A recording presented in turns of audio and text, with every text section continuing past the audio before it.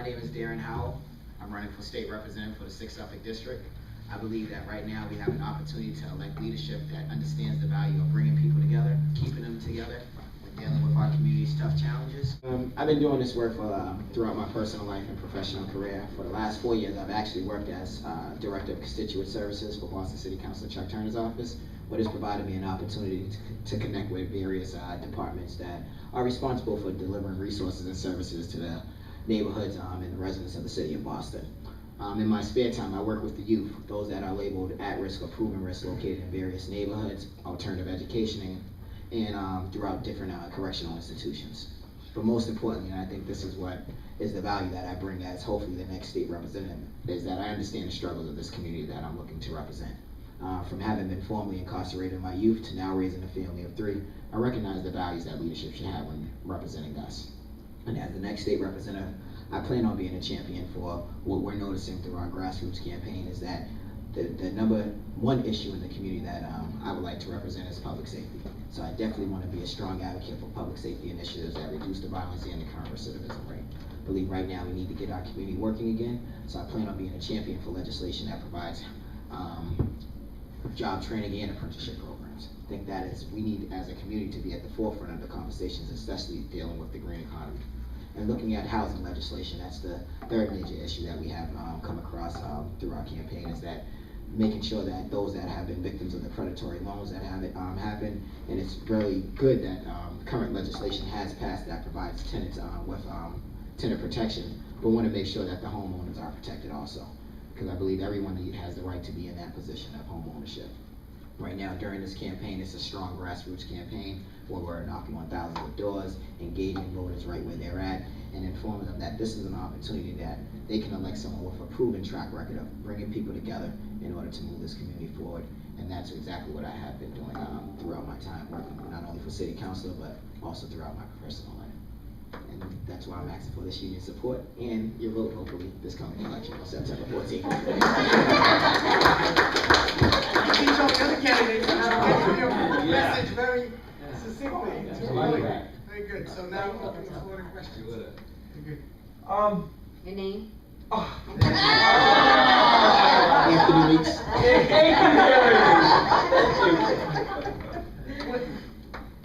Recently, unfortunately, City Councilor Chuck Turner was in various controversies or different things that were going on. It appeared a lot of people abandoned him, left him. Sky, why didn't you? For one, he was the elected official that answered my call.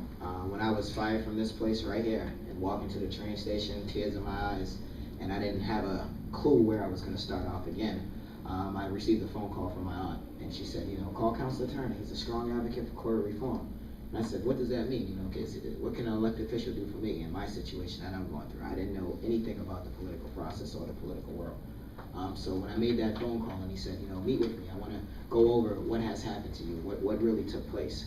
And when he did that, he was upfront and honest with me. He said, you know what, I can promise you one thing. I can't promise you your job back, but I can promise that we'll go and we'll address that board of director or that hiring department and find out why did you get fired. Because as it states, my query had nothing to do with the job that I was supposed to do here. And they actually changed healthcare hiring policies based upon that situation. So at the time, they couldn't change it because of legalities, but they did now make it a lot more query sensitive, just working in healthcare, which is Dana-Farber, Brigham and Women. And they said, we're going to start reviewing it on a case-by-case basis. And because he just did exactly what I asked him to do, don't lie to me, just tell me what you can do for me. And he said, I can advocate for you. And with doing that, and then providing me an opportunity when a position opened up in his office to be his constituent service director, I looked at the value of networking with individuals that can help others out. And my job became helping people that went through similar situations as myself. So for me to leave him is saying, you didn't leave me at my worst time. So why would I ever do that to you? Thank you. Thank you, Darrin. My name is Rachel Little. I work in the law department at Boston City Hall. And I see that one of your top 3 issues relates to housing and the foreclosure crisis. As you know, the law department also oversees a lot of the tax title issues and liens and foreclosures. How do you propose to close that gap and help people who may be facing foreclosure or who are facing housing crises? What are your strategies and what are your recommendations? Well, I noticed dealing with a lot of housing issues. That's one of the main things that I did working as a legislative aide, is people facing evictions or foreclosed properties. But one thing was the dialogue. It seems like the dialogue never happened between those that were being affected by those decisions and those that were making the decisions. And I seen that is usually what was the problem. It's just that dialogue didn't take place, or someone didn't know how to articulate themselves in a way that the people that was making those unfortunate decisions to evict tenants, there wasn't going on. So what I would like to do is really increase that dialogue, increase the transparency around information that is available, because I'm quite sure that there's a lot of vacant properties that the city is getting tired of cleaning up. And there's people in the community that are not even aware that these opportunities are there for them. So I think the level of transparency has to increase for us all to be able to come together, work together to get this position. One quick question on, what would you do to promote union jobs in the community? I think one thing that I did learn, I went to apprenticeship preparedness program, APP, which is all about unions and the value that unions have. And I think the number one thing is transparency when it comes to a lot of the benefits of being in a union, and making sure that the person that is on the deciding factor is aware of what a union does, the benefits of being organized, the benefit of having that voice, that strong voice, to really address the issues and concerns as a whole. And that's why I mentioned in the beginning about bringing people together and keeping them together. I notice far too often people rally, but once someone is elected as an official, the people left and thought it was only going to be on that one person. So vote for me, I tell people as I'm door knocking, is you have to go with me to be help. We can't do it individually when it's dealing with the concerns of this community. If you were a choice of a company to come in the door, and the company would say, we're gonna hire 10 union people and 20 non-union people, what would your response be to that?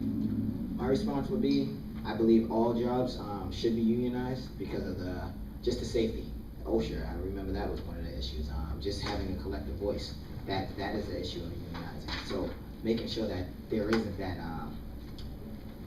uncomfortable working environment of those that's unionized and those that's ununionized. I think that it has to be fair all across the board. So I would encourage those non-union members to actually join the union to make it a more stronger voice. Thank you. Anybody else? Dave. Dave Marino, police headquarters. One of the problems is affordable housing. We've heard a great deal about predatory loans. We've heard a great deal about people losing their homes. Very few people talk about the people who did not jump on the housing bandwagon and who stayed in apartments that previously had some type of rent control, or what I call greed control. As a state legislature, would you be amenable to having some type of process in which people of middle income, union workers, could make sure that they would have affordable housing for them, and based upon some new formula rather than whatever the market could bear? I believe that there has to be a process, and I'm definitely in full support of that conversation and dialogue taking. Why do I look at working with that population, that youthful population? It's because I was there. You know, I wasn't engaged. I wasn't part of the civic process. I was actually on the other side. So now to be able to go back through this, so those same neighborhoods where the district that I want to represent has been labeled the Bermuda Triangle. That's unfortunate to say that's my home. And I feel like I understand it though. I understand that in front of my house there's a makeshift memorial of a homicide victim. I understand that behind my house was the largest drug bust in the city of Boston. I understand that my children who I'm raising in this district, their house was riddled with bullets because of a problem property of a foreclosed, and there were squatters living next door. And their activities draw attention to my children's house. So I'm deeply familiar with the struggles of this community, and believe that we are now at a position that we can elect someone that has a tangible track record for doing this level of work, and then putting the communities first and not their own interests. So I believe that's why I'm asking for this union support. I did receive the support of your sister organization, 1199, and we really encourage you to do something different by voting and showing your support for me in this situation.